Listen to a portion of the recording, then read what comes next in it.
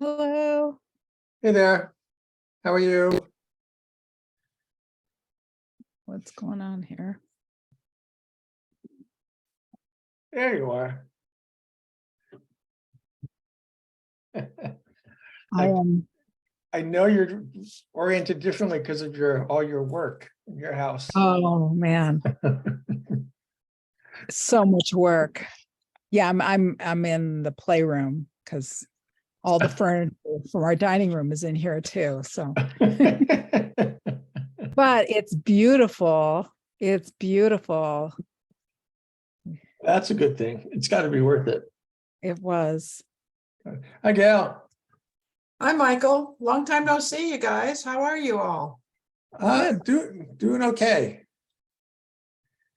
Oh, we have a reporter joining us. A We do. 4-footer. Yep. Yeah. We've got our floors refinished in the middle of the winter. I don't know what we were doing, but we So did that's it. what you're downstairs? Yes. Hi, this is my cat. Yeah, we got our living room, dining room refinished, and it's been kind of crazy. Well, someone I talked to in your house says one of you keeps coming up with new ideas. Oh yeah. For Were you stopped projects. by? Did you see it? Did you see the floor? No, it wasn't done yet. No, I just saw the mess. Oh, the mess.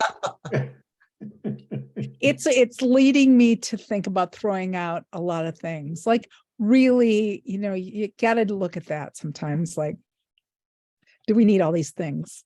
The best thing about moving house is having to go through every single item that you want to move or not. Right. You realize, my goodness, I haven't seen this thing for 10 years. Why am I hanging on to it? Why? And I've had Find somebody who wants it. Okay. I've had these conversations with my children about things that are like mementos, and Yeah. they don't really want a lot of this stuff. They aren't necessarily living in huge houses, and they're like, yeah, we got our own stuff. We don't need all the mementos that you feel sentimental about. I'm like, why Meaningful to you, but not to them. Yeah. Yeah, I'm coming to that kind of realization. Yeah. I'm keeping it. Yeah. My kids don't even want the things that I like. When we cleared out my parents' house, there's like all this. I mean, they were there for forever, so I have all this stuff. You would think that they'd want pots or this or that. They don't even want that stuff. No, not even the practical things. Well, then there's all They the have their own, like, they're sort of like Right. they got something in Salvation Army. They're cool with it. right.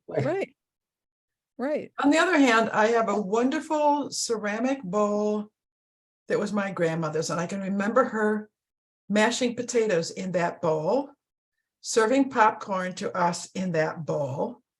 Yeah. Meaningful to me, also useful as a bowl. Yeah. Does that make any sense to my kids? No. No. Is it a None. good sized bowl? Okay, yes or no? Yeah. Well, I have way too many mementos from Yes. my family, and some of the things are kind of ridiculous. Like I have a bottle of perfume that was my mother's. Yeah. And she's been gone for 30 years. I don't even know if that's like what happens to perfume after 30 years, but probably I should get rid of it because But it has meaning to you. Yes. Yeah, and not necessarily to, yeah. That's Nobody, my kids don't care about the perfume. Yeah. Hi, Graham. We're talking about stuff. Yeah, okay, hello. Hi, Graham. Stuff is always fascinating. Graham, are you enjoying your heat pumps? Yes, I am. And during those polar vortexy things, as we might have discussed, we flip back to oil, but we've only used a couple of cupfuls of oil, I think. Not a lot. So, and I because obviously it takes a year and a half to become municipal aggregators.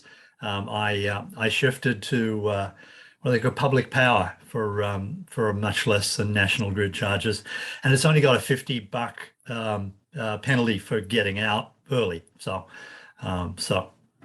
at the moment when there's an opportunity to get out into something municipal, I'll happily pay the $50 and probably come out ahead. So. Say it again, Graham. Which one?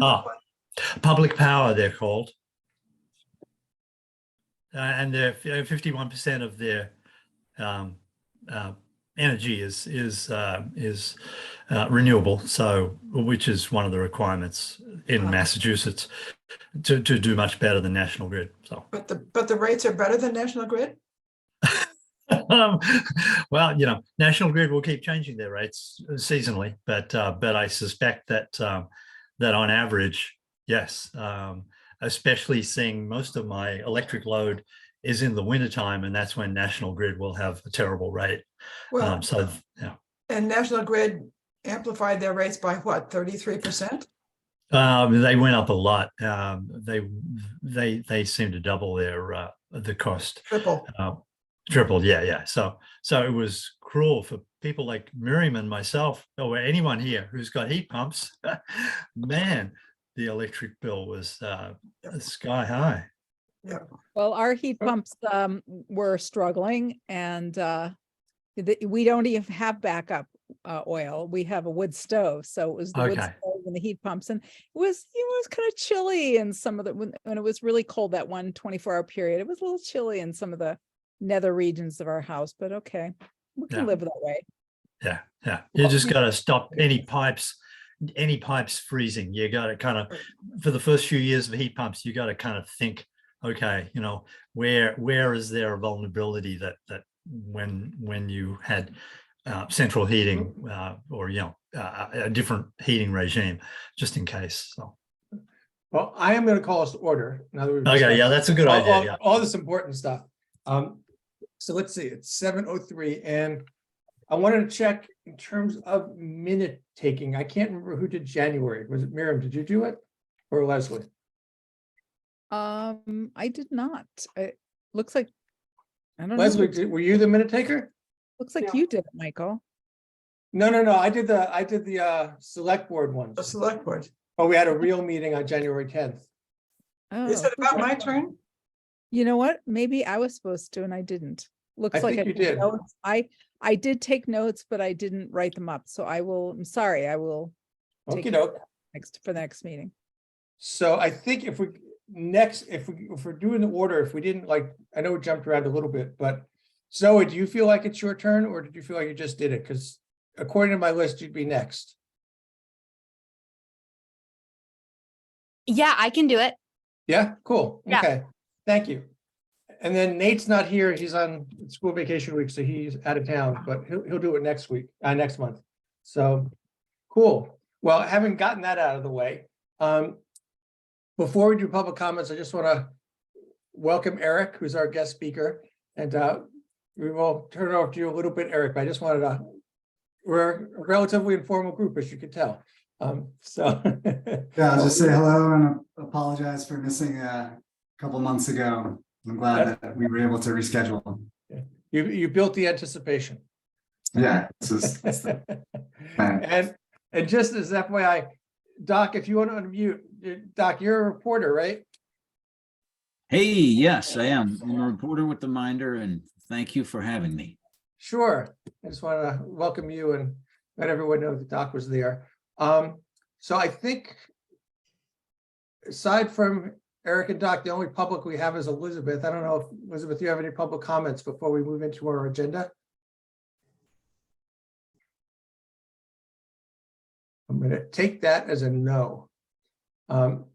So any updates that people want to share on things that have happened in the last month? I've got a couple. Anything of note? Michael, where are things at with the MVP grants? Nothing's changed in the last month. So Becky sent in the two ideas that the select board approved. And I guess it was about 2 weeks ago, Becky asked me about dates. She and I have a meeting with Andrew, who's the regional MVP representative, to get his feedback about the ideas. So I'm assuming that's going to happen sometime in February. That was my understanding. So other than that, there's been no developments in that regard. So Gail, did you have an update? I saw your hand go up. No. Okay. So the two things I wanted to share, one is a few weeks ago, I reached out to AJ, who's currently the chair of the FinCom. and basically said, you know, we've been having conversations about priorities. We don't have anything solid about what we would propose to either town meeting or having a budget line item. But I basically said, we all know climate change is coming and there's projects that we're going to want to do because we're discussing them. And it would be great to have a sit down with the FinCom to figure out how the town's going to figure out how to pay for that, whether it's creating a fund, creating a budget line item, you know, but the idea of sort of going for grants as they show up, it's a little hard to plan when you don't know when the grants are coming and if they're going to cover everything. So he wrote back pretty promptly and said they were, you know, they were swamped with the budget process, but they wanted to figure out a time to talk to us. So when I know a date, I'll share it with everybody and we can, whoever's interested can come and chat about that. And then the other thing I was going to say is Jill Buchanan, who is a resident in town, is part of Smart Solar Shutesbury, reached out to me, I guess like 2 or so weeks ago. And it was following up on, she did a little research, which then I think Leslie you brought up about getting UMass interns that help with some research about projects. Right. And we don't have a date yet, but it probably will be in the next couple of weeks where UMass Energy Extension it's going to be Jill and me, and I think 3 people there just to find out like what can they offer, you know, and you know, their normal approach, as far as I can tell from the research, is that they want to do a whole community-wide process. And you know, I told them I don't think we need a community-wide process. We've sort of been doing a lot of thinking, so figuring out, letting them know where we're at, and then putting out and saying, are there ways you can help us, whether it's the solar investigation or, you know, whatever it is, but to get some research capacity and a little assistance might be helpful. So like I said, I don't have the date. If people wanted to come, I'll let you know. And I can post it if there's more than a few of us. So those are my updates. Leslie. I just want to say that climate change is here. It came Yeah. yesterday. It came years Yes. ago. I saw in the solar group's notes, it was like, it's coming in 100 years or 1,000 years. By then, we could, if we keep going the way we're going, there ain't going to be any going. Yeah, well, I think we all agree it is here. It's just a matter of the level of impact and the rolling of what's going to hit us. So, but your comment is well noted. Yeah, well, I know, like, I just intuitively went out to my garden. I don't know if Zoe did or anybody else with gardens yesterday, and I saw my garlic was coming up, and I was like, wow, this is early. I'm not complaining about it early, but I did find some straw and hay and kind of cover it, even though it's resilient, just to kind of say, hey, give it, wait, if you can. So that's how I know climate change is here from the garden. That makes sense. Cool. Well, if no one else has any other updates, we can shift to our main attraction, our guest speaker. And I want to thank Zoe for making the connection and getting Eric lined up to come to the meeting. So thank you, Zoe, for that. And I don't know if there's anything you want to say in advance of. Yeah. No, I'm really excited to hear this presentation. I've gotten a little preview of it, and I think it's going to be very inspiring. Cool, great. Yeah. Okay. Well, Eric, I think you have the floor. You know, we've talked Cool. about some of this stuff, so share your knowledge. Sure. Sure. Yeah. So my name's Eric Giordano. I'm coming here representing Regenerative Design Group, and we're a landscape design and planning firm. And we have three different wings. And one of those wings is community resilience planning. So we've been doing some work with towns in Massachusetts, largely through funding from MVP. And yeah, I'll go into a little bit. So I'm going to kind of just talk about our approach and how we have engaged with towns and kind of what our focus is, and we'll go from there. So sounds I good. can share my screen. I have a little presentation. Great.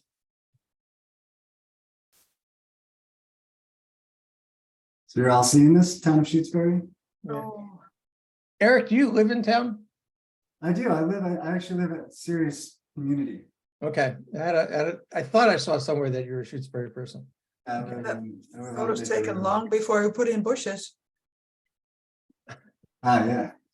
So this is the cover of your Community Resilience Building Workshop Summary of Findings, and I thought I'd just start there with what you've identified as sort of top hazards. I'm sure you're all aware of this. Is top hazards being heavy precipitation, flooding, extreme storm events, drought and fire risk, extreme temperatures with major concerns about your water supply and your infrastructure, agriculture and gardens, trees and forests and fires.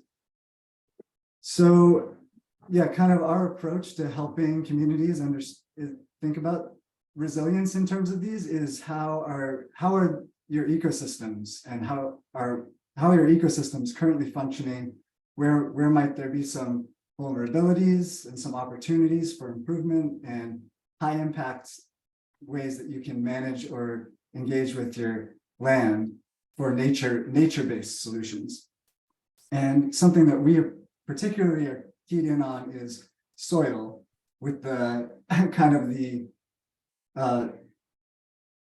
theme being that soil is literally like the ground and the sort of leverage point for a lot of ecosystem functionality. So soils either directly in terms of like soils store and filter water and capture and store carbon, but also indirectly provide nutrients to a lot of the plants and biological activity above ground to support healthy ecosystems that perform all of the other wide array of functions. And so kind of zooming into soil, we also have keyed in on soil organic carbon being something that is a dynamic. So I'll say there's two main kinds of carbon you find in soil. One is the inorganic in the form of the minerals, which is more of an inherent property and is harder to change. But soil organic carbon, which comes from the decomposed matter, management practices can really change how much soil organic matter and how much organic carbon is in the soil. And that carbon amount you could consider as one component of soil health, but we're finding through the science that it's actually a real great proxy for all sorts of other functions and proxy for soil health as a whole. So for example, some co-benefits of soil organic carbon is increased water holding capacity. It's shown that 1% increase in soil organic matter, which is where that soil organic carbon comes from, can result in almost 10,000 gallons per acre, which is represented by these tanks here. So that's per acre. So imagine all the acres in Shutesbury, and you can think about how important it is for those forests or those lands that have a lot of health and soil health to keep that and increase that over time, because that obviously helps with flood mitigation, which is a key concern from your hazards list, and has these other benefits of disease resistance, restoring ecosystems, increased agricultural yields, and water filtration, improving water quality.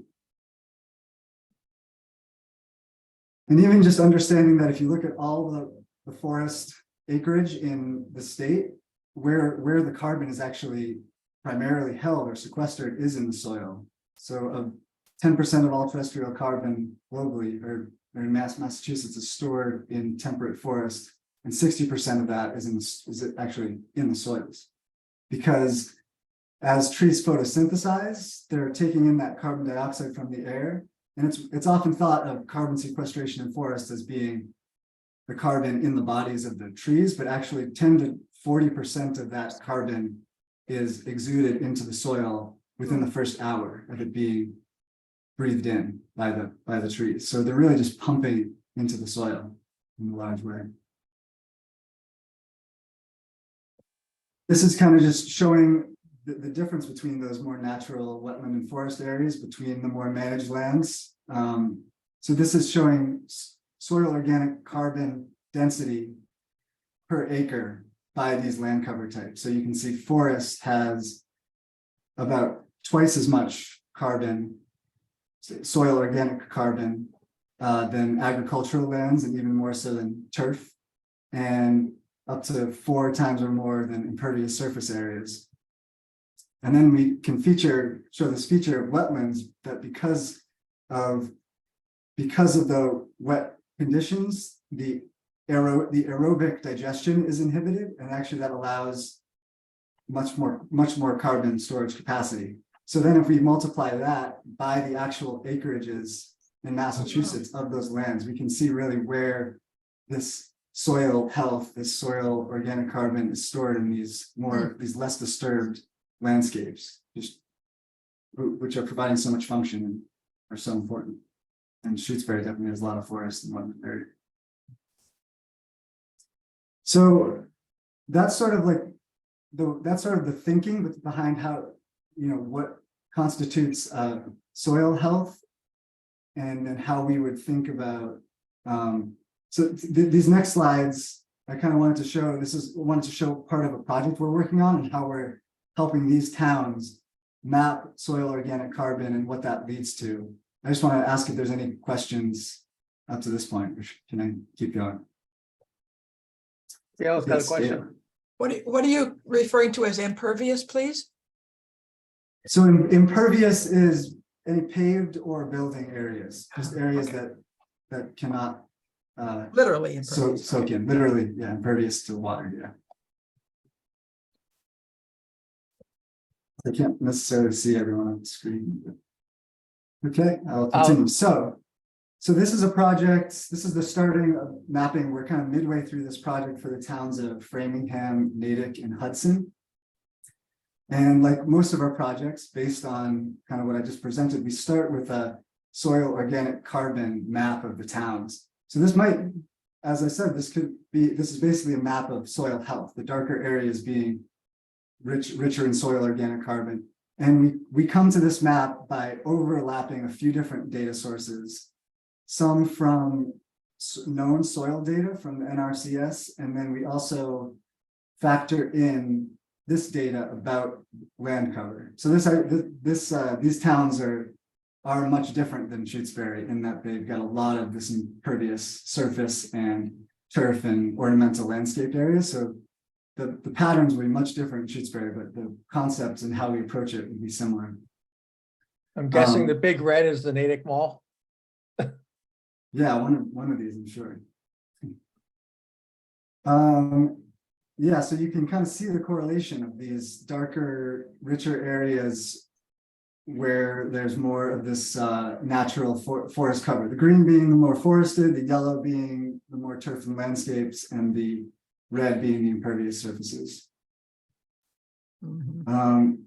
So then from that, I'm cutting to this map, even though this kind of cuts over, it goes over a few stages, but we overlap then a few more data sources. So we're understanding the soil health patterns, and then we're including a few more data sources like the Nature Conservancy resilience. They have some ecological and biodiversity resilience mapping to, this is something we're experimenting with. This is in a sort of stage that we're trying to build up how we're showing this, but we're trying to come to a map like this that are ecological planning directions. So really trying to understand the patterns. Where are the high areas that are most essential to protect because they have the highest ecological function? And it's very minimal in these towns, whereas in Shutesbury, I bet you'd have a much larger area of this darker green color. The lighter greenish blue is areas that have identified as having a lot of potential and even relative ease based on their current land cover. They might be like farms or grasslands that could be managed to have a high degree of ecological and soil health. The more yellow is are probably more of your areas that don't have as much potential, but can be planned and managed for their maximum their maximum value. And intensive intervention is what it says, things that might need more intense help. And so then, for example, for this town, we kind of identified these broad patterns, realizing that the center of Natick and Framingham is the focus is intensive intervention in those landscapes. And whereas this northwestern corner of Framingham has a lot more ecological integrity as a whole, as like a district, and the focus would be restoring and transforming those landscapes. And certain pockets have less opportunity, but there are these steps that you could take to get them to their best possible level. I can kind of go through these quickly. These are from another presentation, just kind of showing what that actually might look like. So for areas that you want to protect and reinforce, that involves conservation and maybe some management and just supporting the function and species that are there. Restoring and transforming really looks to understanding how to manage these areas to improve and restore soil carbon, and restore hydrological connections and connectivity, and supporting more biodiversity if this diversity seems to start tending towards a lower value, especially understanding with the changes that might come with temperature and climate change in the coming years, just managing and for biodiversity. Where plan and manage for resilience might look more like around our homes and gardens and institutions, more ecological practices, pollinator gardens, dual use on some agricultural properties, and some planning to conserve and enhance ecosystem function. Whereas intensive intervention might be some targeted green infrastructure, dam removal, and remediation and contamination. So you just kind of, what we're trying to help is try to help communities map these patterns to understand what types of intervention would have the most impact in certain areas.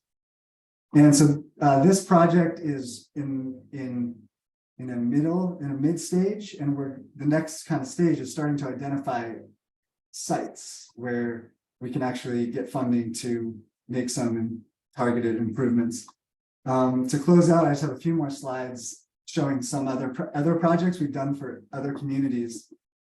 This one was for Bolton, Harvard, and Devens, and it's a very similar project to what I just showed you. And we did end up with choosing a variety of sites and creating designs and plans for some improved ecological function on the old airfield off Fitchburg Road. There were some designs made, and that all came from, again, our kind of soil mapping of, this was in an earlier stage of conservation value and regeneration value. This was another mapping project we did for Deerfield that, again, started with our familiar soil organic carbon map, which yielded a sort of conservation and regeneration value map. And that helped us try to think of, okay, how can we actually engage the town with some bylaws? So we came up with a proposed forest upland overlay district that, if you kind of match over to these other graphs, you can see that the areas that we delineated are really attempting to preserve the highest value soil resources. And we also, for that project, we had a few other bylaws, but I just wanted to also highlight this one, which was for that more where development can and will happen. We wrote up a potential post-construction soil performance bylaw. So when any construction happens, what can you put in place to make sure that function is maintained through the disturbance? And that's basically it. So I'd be interested to know just how, any feedback from this. And I thought I'd end with this question about how might understanding patterns of soil health and ecosystem function help Shutesbury make better decisions towards community resilience. Great. Thank you, Eric. Yeah. Anyone have any questions? I've got a few to kick us off, if that's okay. Sure. I have two small ones and then a sort of a bigger conceptual one, but you would reference Wait, that. actually, wait, one second. I'm gonna grab. Could we I'm gonna maybe grab a notebook and I will, go back to stop Oh, yeah. screen sharing? So we can Oh, see yeah. everybody. I'm sharing screen. Cool, there we go. I will say just before I get questions, so I am, it's been great to present this. I've been at RDG for about 1.5 years, and there are sort of people who really developed this long before I came in and are, so I'm here representing, and I'll bring any questions I'm unable to answer, I'll bring to them. But I appreciate you letting me share it helps me also learn to present it. Cool. Well, I think that this first two you should be able to answer. No pressure, but you talked about additional overlays, and one of them was Nature Conservancy. So is that the biomap overlays? No, actually, that's not biomap. I forget where does biomap come from, TNC? I think it does. It's unless there might be another one. I saw it. My question was if it was biomap or not, and it sounds like it's not.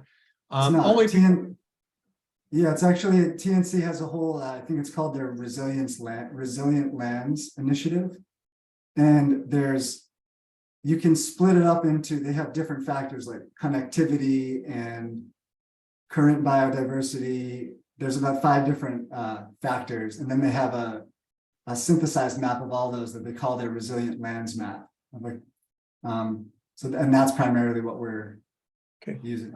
I'm going to look later when we're talking. It feels like there's some overlap with biomap somehow.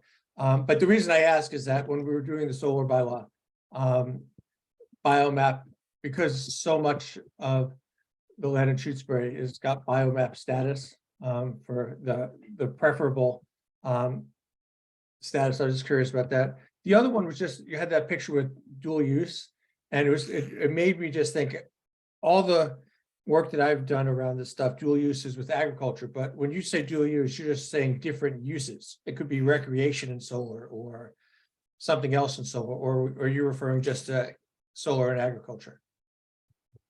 No, I think I think there could be dual or triple uses, depending. It could be, anything. Okay, cool. That particular shot was agro voltaic. Okay.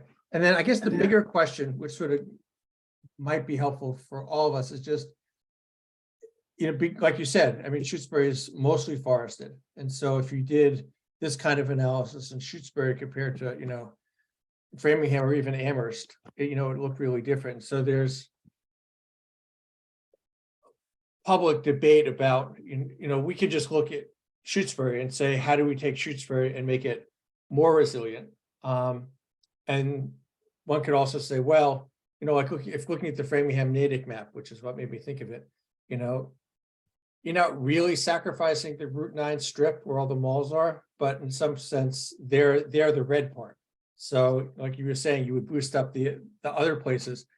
In Shutesbury, it's all probably pretty good. Some very small parcel exceptions. So would the idea be to just raise up the whole resilience for the whole community? Is that sort of what you would think would be the appropriate approach? Because one, I think so. And it's also, even just having some of these resources and maps and understanding in terms of how you argue for conservation, as certain pressures might come in. It's just giving you a little more understanding and a little more kind of ammunition about, how to argue for protecting some of these important resources. Cool. So Leslie and then Gail.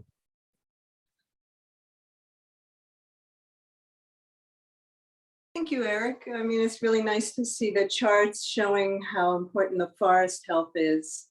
And I could see some applications for this, for the Conservation Commission to have support to protect the forests and the wetlands.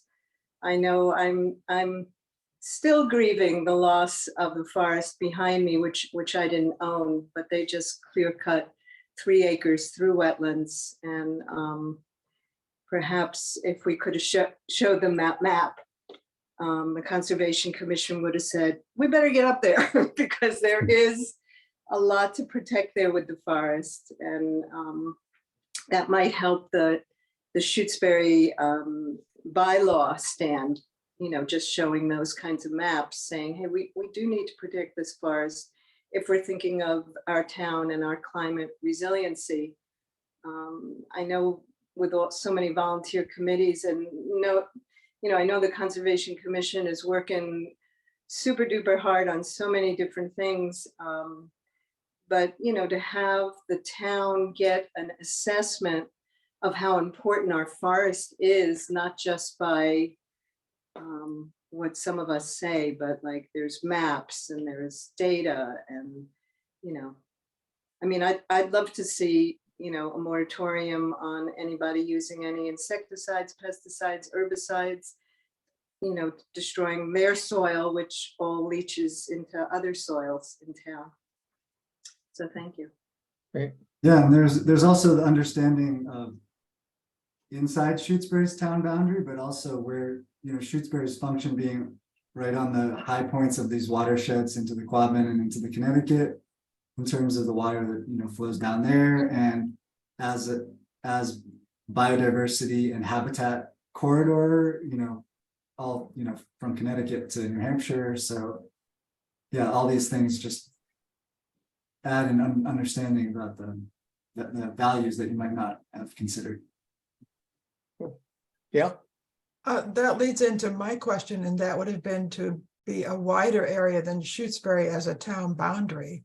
But because of what you just pointed out as the Highland, what are the consequences to the area around us, to Leverett, to Hadley, to Amherst, of changes or transformations in Shutesbury? What would the effect be on these other typically lower lying but neighboring consequential areas? And how could that be mapped? Yeah, so there's, just like I said, just mapping, can map watershed dynamics into streams and understand Shutesbury's role in that, and ecological connectivity. We can zoom out and understand what are the patterns of habitat migration, where Shutesbury sits along that, the paths for different species. And yeah, there's plenty of, data sources that I'm sure are still coming out that scientists are getting data about, and all of that can be oftentimes mapped.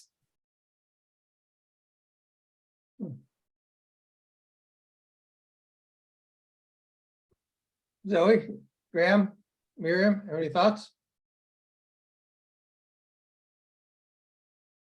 Well, it's cool looking at the numbers around wetlands, and helps to reinforce why it's so important for us to be protecting wetlands and educating people about the value of preserving the wetlands that they have on their properties. For Eric's knowledge, I'm on the Conservation Commission, so this is something we talk about all the time. And we have a bylaw which also helps us to regulate activities around wetlands, on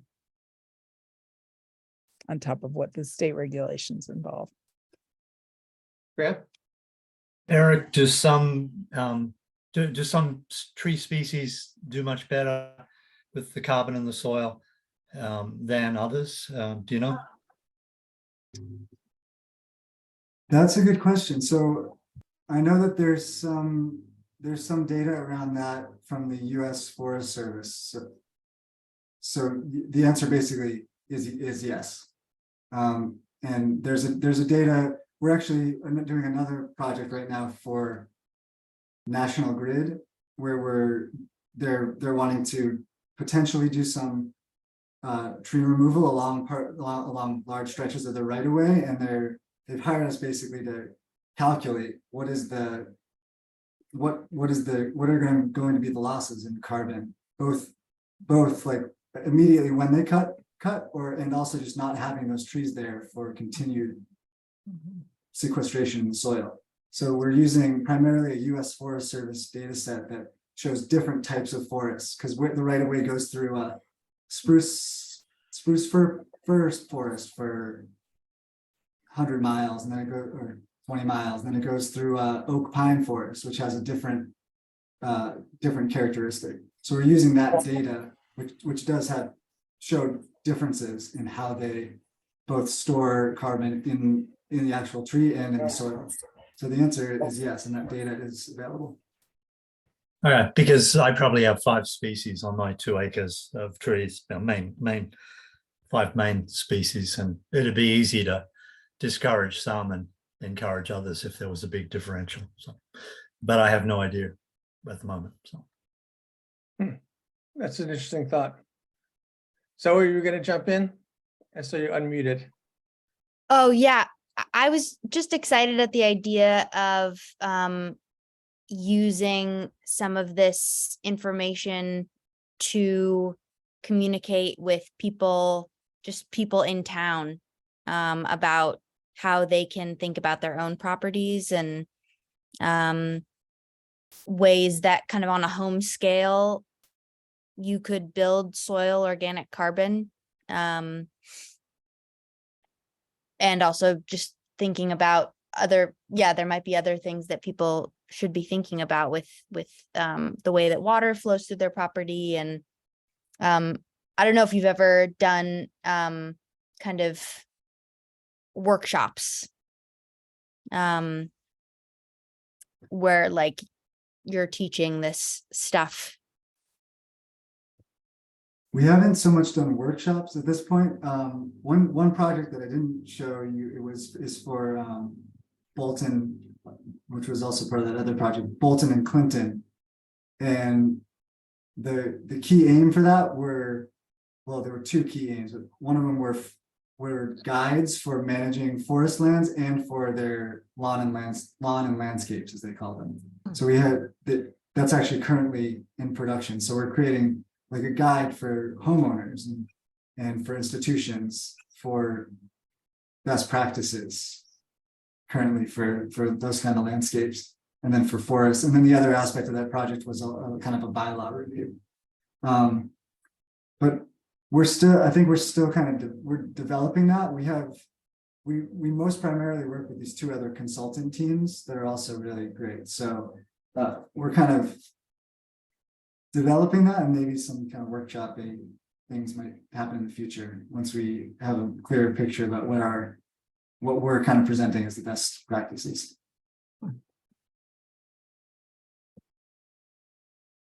I've got another question, but do other people have other thoughts or questions before I jump in? Leslie?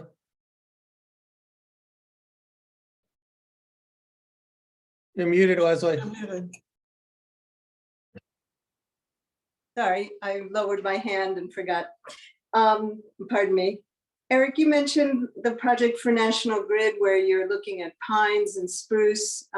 Is there data looking at, say, oaks or maples or other hardwoods? Because I know in Shutesbury there are many of us who burn wood. So, I mean, I've lately been taught, like, if a tree is dying, that's the time to take it down for firewood. But I know people just say, I need firewood or I need solar, and they just clear cut. So there might be some selective information that people could have to say, you know what, this tree is better keeping in the ground for a while. Do you have any info on that? Not off the top of my head, but I can see what resources we have. We do have a good an infographic that I might have shared but it relates more to the tree than it does to the soil carbon. But we have an infographic showing the value of the older trees, because it was once thought that the younger trees are sequestering more like the kind of mid-age trees because they're growing so fast. But there's more data showing that the actual really larger old trees, even if they're not growing height or width as fast, they're sequestering a lot of carbon year by year and contain a lot of carbon and have over time developed those relationships with the soil organisms and the mycelium and all those things. It takes time for a tree to develop those relationships, and as it's kind of feeding the soil, it's actually doing more as an old tree. So that's something it's a good thing for people to know.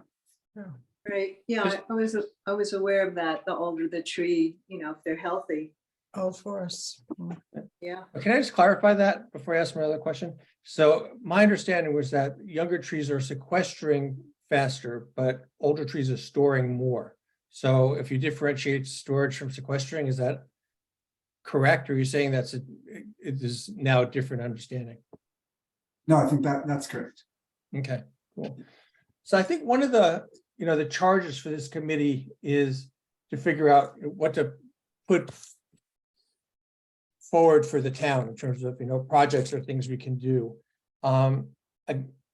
Based on your presentation, it seems like a first step would be doing, a soil analysis. And I'm wondering, is that the primary way to do it? Is there other things to do? And then I think subsequent to that, I don't know if you guys worked with other towns that are more rural, in the sense that, like even that our houses would be different than the lawn and whatever it was that they termed them in that town. It's so I'm wondering, do you have projects and understanding of other rural towns that we might be able to look to sort of say, hey, this is how they approached?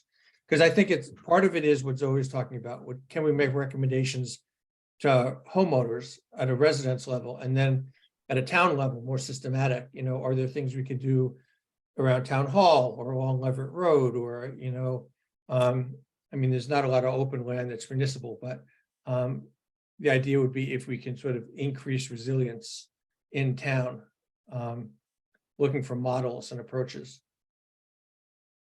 Yeah, I think we kind of start at that town level and then understand the patterns and then kind of systematically find the most impactful.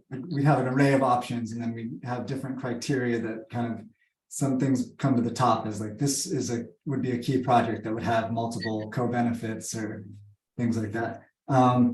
Shutesbury would probably be the most rural that we've worked on, at least since I've been there in the past year and a half, 2 years, and that I know of.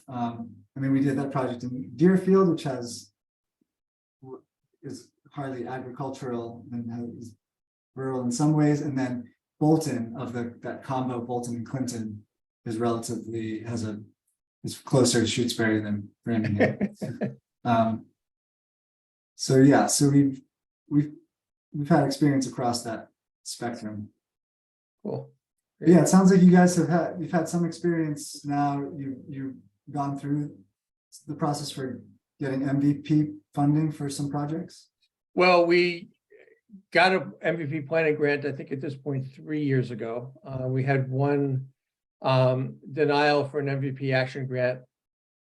I forget if it was last year or the year before, and then we're looking to try for another action grant. So we had a conversation with the select board who will make the ultimate decision. And there were 2 projects that came forth.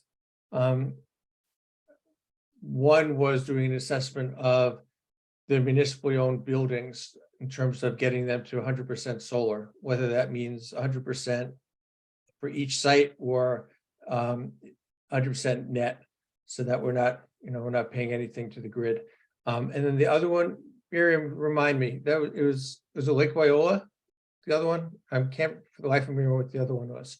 Culverts. Culverts. It was Culverts? Okay. Yeah, Gail, you were at that meeting too. Yeah, So I think it was the culverts. I'm not sure. yeah.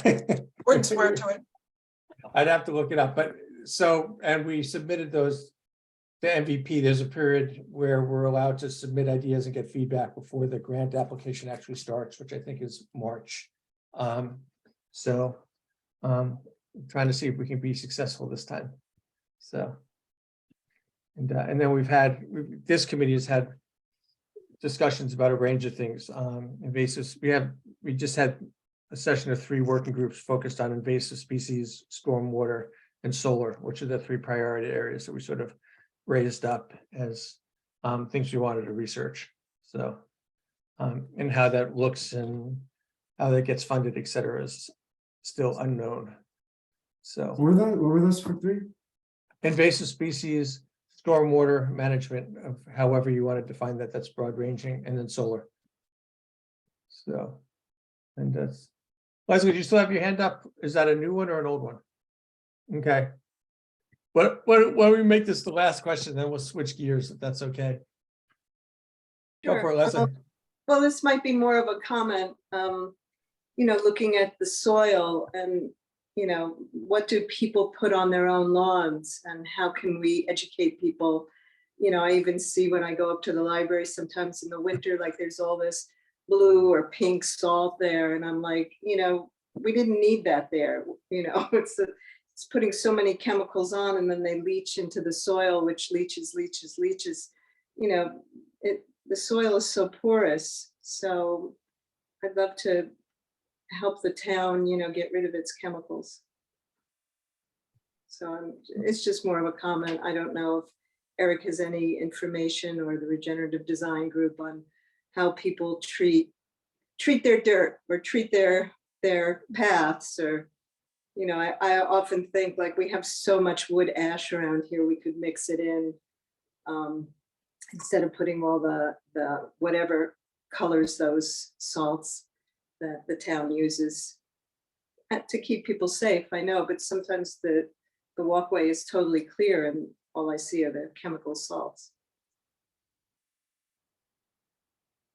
Yeah, it hasn't been a focus. I'm sure it might or will be part of some thinking around that. Might be part of that. Got the lawns and landscapes guides for that project, which I think will be a public resource, kind of best practices that based on that project. Cool. Great. Well, Eric, I want to thank you for your time and for your information. And I think also just, you know, especially since you're in Shutesbury, don't be a stranger, because we might circle back and, you know, if we, as questions develop or projects come up, if you'd be willing to be a resource just to sort of check in about stuff that might be helpful. Yeah, sure. Yeah, let me know if anything else comes up or you have any other questions. And yeah, I think there's potential of all different levels of involvement, from just doing some basic mapping to understand some of these patterns like I showed you, or like, yeah, if you wanted to go through a whole larger planning thing with our consultant teams and everything. So, but yeah, if you have any questions, let me know, and thank you for having me as well. Thank you. Thank you. Yeah, thank you. Great. Okay. Thanks, Well, Eric. Guys, have a good rest of your meeting. Thank you. Good night. And Zoe, thanks again for connecting Eric to the group. That was helpful information. Well Yeah. done. Yeah.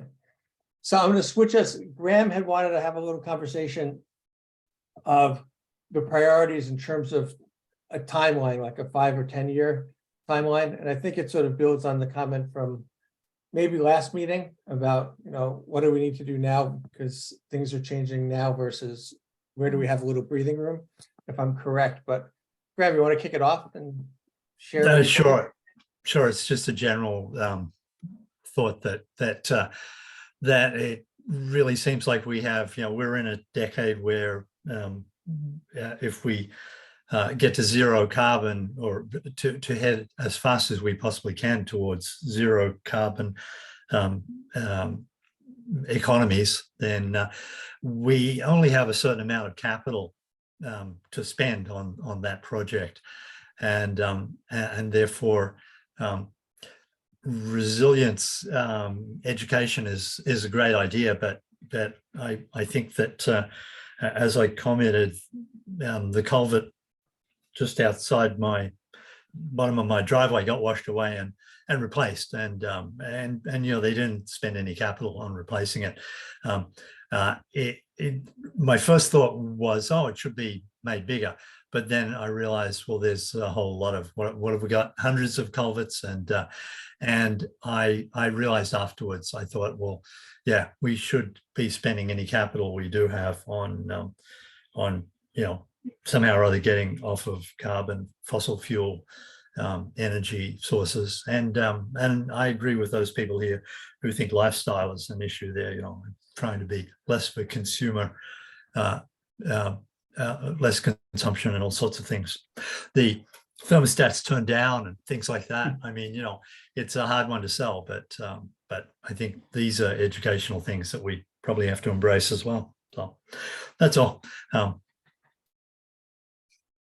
When did your culvert get replaced?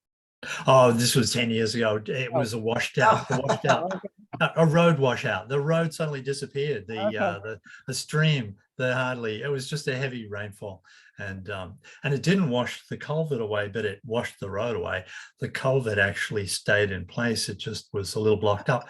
I don't know whether the roads department has a summer program of pushing snakes and clearing out culverts. I know they do some. I know they do some maintenance stuff, but there's probably I don't know. Do they actually have someone in the summertime? They do, but it's not all that systematic, and sometimes Hit or miss. it's when things get plugged up that they take they pay attention to it. Sure. Yeah. So, I figure that if we don't get to zero carbon soon, unless we get the carbon dioxide in hand, then anything we do to preserve our roads and forests will be sadly futile. So in terms of like prioritization, you're sort of saying, let's focus on the net zero as opposed to some of the other stuff. I think this 10 years is that's where I would focus, but. Okay, cool. And Zoe, I don't want to put you on the spot, but it sort of makes me think, in terms of, you know, workshops, whether at the library or without the library, have you thought or made any progress? I mean, to Graham's point about engaging residents in different ways that they could sort of reduce their footprint? Is that something that's still on your front burner or your back burner? I mean, in terms of what I do on the farm, I want to have more workshops helping people to learn how to, you know, grow their own food. And that's a plan of mine for this coming season, but not through the library. Okay. Cool. Because I know at some point we talked, I think you and Leslie were talking about how do we sort of get people more information on some of these things. And part was like, what about lifestyle? And it could, I mean, a possible focus could be just reducing the carbon footprint as opposed to sort of some other choices that might be healthier for the planet, but not carbon oriented. Gail. Simply encouraging composting, explaining how it's very simple and very meaningful. Actually, you know, I went to a composting workshop by the library maybe 5 years ago or so. It was quite a fun conversation. Yeah. So we could, I mean. The recycling committee had one many years ago, maybe the same one you're talking about, Michael. How-tos and equipment needed and not needed, and you don't have to go all this fancy schmancy route. It's a simple thing. Yeah, I got a great idea out of that. I built one out of pallets. It was quite a nice design. So. Yeah. Not a simple thing if you're my husband, because he likes to like get geeky with the thermometer and micromanage. You can do that. You can get geeky. He's all about it. Cool. But it will compost even if you don't get geeky with the thermometer. That's true. You can chart its progress with the thermometer, but it'll do it on its own. Yeah. Leslie, you had a comment? Yeah, I mean, I also spoke to Marianne in the fall, and she seemed pretty overwhelmed with just getting a library built. I've been working with a library in New Hampshire, and when I've been teaching and when I teach privately as well, is I've been working with people in terms of their own using less energy when they're cooking. even with rinsing vegetables, you know, with Gail with the compost bucket, you rinse something, you put it in the compost bucket, you need to rinse something before you wash it, you take the water out of the compost bucket, rinse it. So, I mean, I'd be happy to do a workshop like that if the town were open to it, you know, because I have so many tools after doing this decades, I'll just say, not to date myself, but there's so many things we could do as we cook, as we shop, you know, everything we can lessen our carbon footprint every day. Okay, that might be worth considering, figuring out how to do something like that. I mean, I don't think it'll take too much coordination. So maybe we can ponder that in the short term, like for the spring or something. So I think we can have a shortish meeting if we can get through the minutes. If I don't think at this point, next meeting, we might have MVP to talk about. And I think I told you, but so next month, we have a new Green Communities representative. Oh, actually, I do have another update. But we have a new Green Communities representative, Chris Mason is his name. I think he just started. So he's going to come next meeting and talk to us about green communities and I'm assuming what they have to offer and how we can engage with them and things like that. And I know Gail's got a bunch of information on green communities anyway, but what were you going to say, Gail? Does he replace or is he in addition to the Green Communities Coordinator that's there now? I don't know. He emailed me. So Mark, you're talking about Mark? Yeah. Yeah. I actually haven't asked that question directly. I've been emailing with Mark about CCA. So he hasn't gone anywhere. I don't know if he's changed the focus of his work. So I don't actually know the answer to that. But Chris is now assigned to us.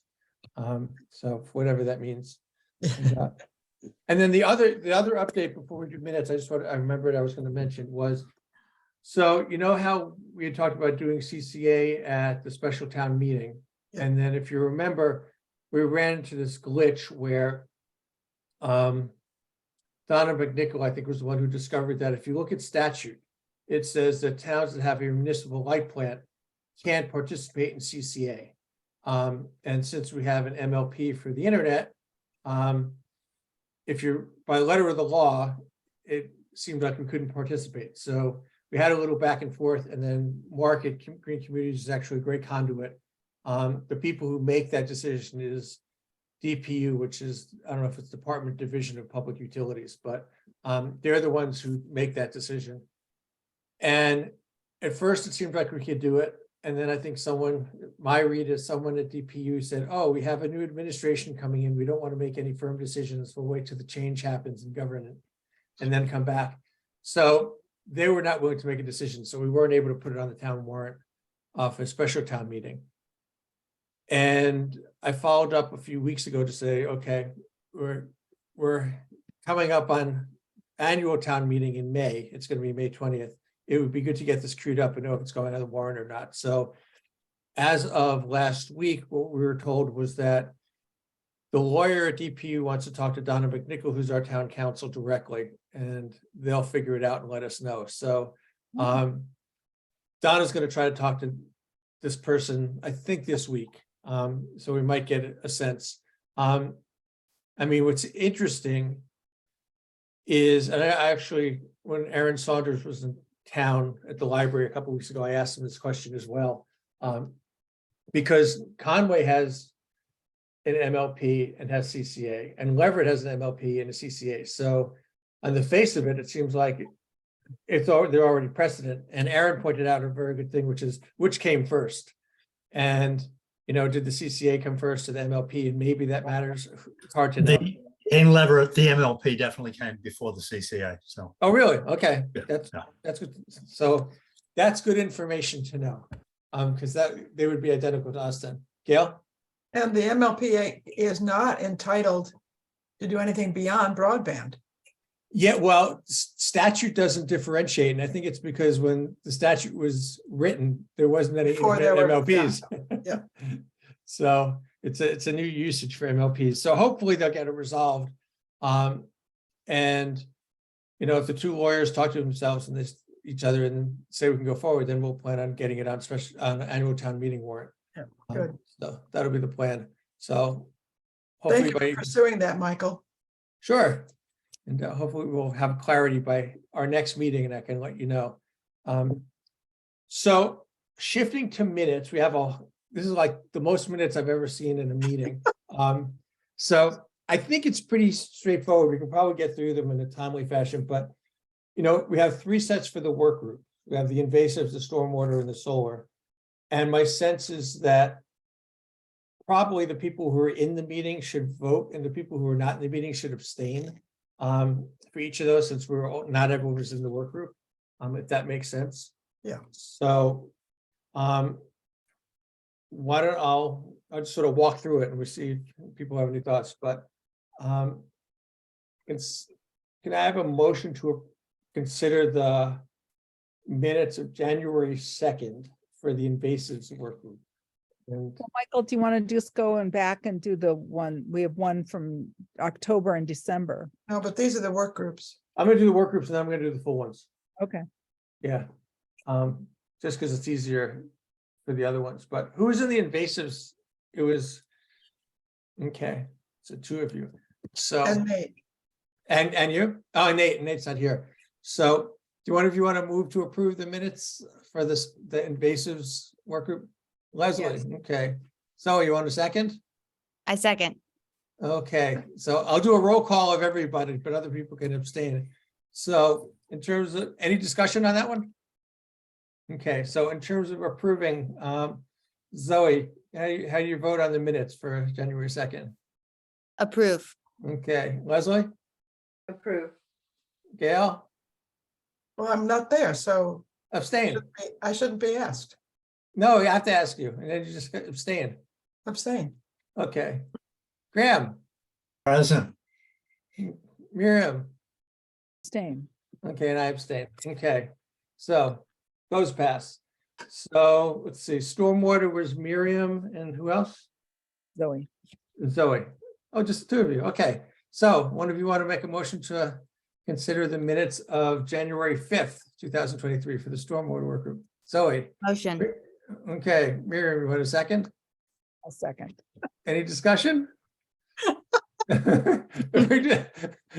It's all form. It's all form. Yeah, okay. So All Zoe, Zoe, how do you vote on the minutes? I wholeheartedly approve. Cool. How about you, Miriam? Can you up that ante? Yep. Graham? Present. Okay, Gail, Abstain. Leslie, Present. okay, and I abstain. So those pass. And then Can you say lastly, present- Can you say present as opposed to abstain? Sure. I think you're Sure. allowed to say present. Present is good, yeah.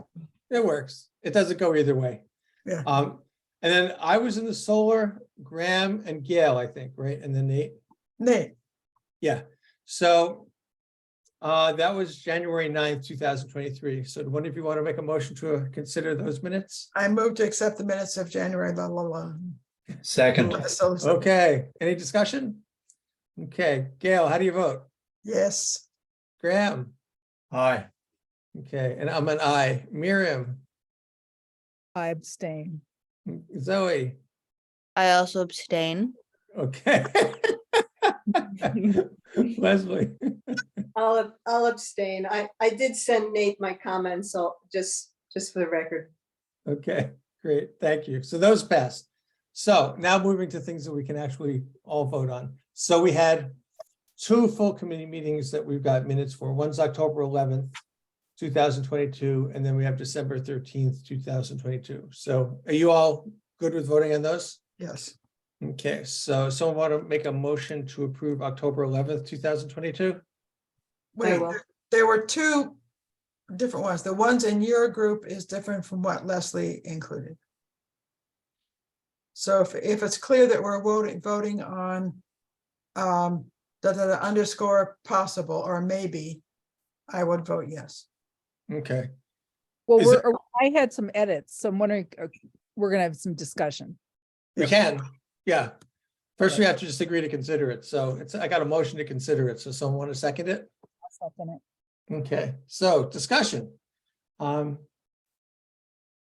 Marion? are we discussing is my question. Yeah, I had a couple comments. One was that I think there may have been a vote that was missing. Let me- When we were talking about whether we were going to postpone the public forum or not, I think we voted on that. Okay, I'm gonna share. My share re- with- My was- recollection, That was Leslie's comment, but I don't think there was a vote on that. Right, I don't believe there was a vote on it, or I would have registered it. I thought I made a motion. Yeah, can you all see this? So is this, Yes. Yes, this is the right one. Thank you. okay, Okay, well, maybe I was wrong about that. And then Mistaken, in that mistaken. paragraph, it says ground mounted, there was an R missing. we're, This was, And a Par- hyphen. paragraph starts regarding, go back, Michael. It's the paragraph that begins with. you Yeah. see- Yep, yeah, right there. ground, and then Thank you, Michael. the other thought I had was, I'm not sure that community solar needs to be capitalized. Is it in that same sentence? There it is, I got it, okay. And there was something, let me look, it seemed a little confusing. The first couple sentences seemed to suggest that community solar is a type of solar that doesn't involve clear cutting. And I don't think that is what was meant, but I think it's a little unclear. It could be, somebody might interpret it to mean that. And but maybe there should be some clarification, because You're talking about this sentence? you could have community solar that's does involve clearing, cutting of Yeah. forest. Yeah, well, technically, all the third-party developments are called community solar. That's what Mariana told us. Okay, Yeah, I mean, my understanding is that AMP would like to call their solar, when they deforest, community solar, because it's for a community. Right. But when Mary Ann came, she talked about what real community solar is, which is what I have. My electricity from community solar comes from the Berkshires, where no trees were taken down. but, So but, it's, but, you know, so different people are defining it in different ways. Right. Mhm. But I think that's not really, those are two separate issues. One is, how can we benefit from community solar? And, you know, what are the benefits of having solar arrays that don't clear cut forests? And I'm not sure that that's so clear here. So it's this part, the two community solar. Is Yeah, the, I mean, the first sentence about how we can benefit from community solar, but I don't know, true community solar, you know, without getting into what that means, I think it makes it confusing. why don't we just say from solar that does not clear cut? Could you That do sounds that? good to Why not say how they can benefit from community solar and from solar projects that don't clear There cut? you go. Yeah, That's, I think, gets to it. Like And then- that? yeah, that's not really accurate, but I'm not attached. You know, I like true, that because it's more Yeah. inclusive of the possibilities, yeah. okay, And then the other question I had was that there's just a bunch of points with question marks. It was discussed whether the town should have solar panels on town buildings, question mark. I wasn't, why the question mark if it was, this seems like a declarative sentence. Yeah, we did discuss that. We didn't really talk about it on road, so I'm not quite sure about that one. Yeah, I don't remember what that was about, but it seems like the punctuation doesn't need to be. And there might have been a couple of others, examples like that where there were question marks. I'm just cruising through to see. I don't see any, well, there's just this one. Okay, I think it was just that I only see one other question mark. But I think there was one more going back to the bottom or going up. the other way? Okay. Yeah, Next to Shutesbury. There we go. yeah. Oh. Is That's a there question. another one? Oh, here, Oh, yeah. where it says Michael and Gail question the costs to look at sites in town, and then it says, Right there? yeah, doesn't need it, question mark. Okay, cool. Okay. Cool. Okay, thank you. Any other discussion, or are we good to vote? Okay. Thank you, Miriam, for those. So I'll do the roll call. So Miriam, Aye. Graham, Present. Zoe, Aye. Leslie, I, Gail, Aye. and I'm an I. Okay, and then the last one that we have available to us is December 13th, 2022, which Graham did. And do you want me to pull it up, or are we okay with? Yes, please. Okay. Oh,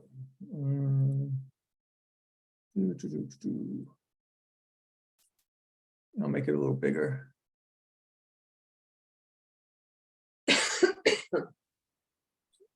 So. Any discussion? Oh, we have, actually, can I get a motion to consider December 13th, 2022? So moved. Second. I'll Anyone? second. Leslie Thank you, second. Leslie. Thank you. So any discussion on these? I have a Yes. quick procedural question. Yeah, I'm wondering if in the minutes for tonight, I need to be writing down every single minutes and the dates that we're approving and you, Yeah. you, Yes. you just have, you have to document which ones that we approved and what the votes are, but not the changes. You don't Okay. have to document all, but usually what people say is, you know, to approve them as edited or say As minor, amended, or just say minor edits were considered or something as amended. to that. So you're fully hooked into town government now because you said I have a procedural question.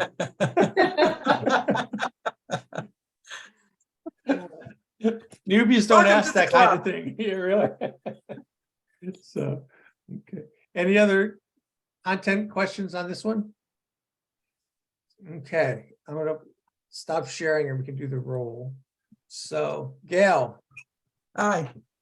Leslie, I, Zoe, Miriam, Aye. Graham, Aye. and I'm an I. Cool. Well, that's exciting. So there's Excuse me, did that one get a motion and a second before? the Yes. vote? Oh, It yes. did, okay. yeah. Sorry. And Yeah. we can do this next time. I took minutes for one of our little sessions in January with the select board, but I don't know if I sent it out, so I'll resend it. And then we had two other conversations with the select board. So I just have to sort through this. But Michael- Yeah, But we did not have any deliberation at those meetings. We were present, but we did not deliberate. So you don't think we have to have them? I would No? guess, Okay, great. I mean, it's Well- recorded in the select board minutes that we were there as a committee.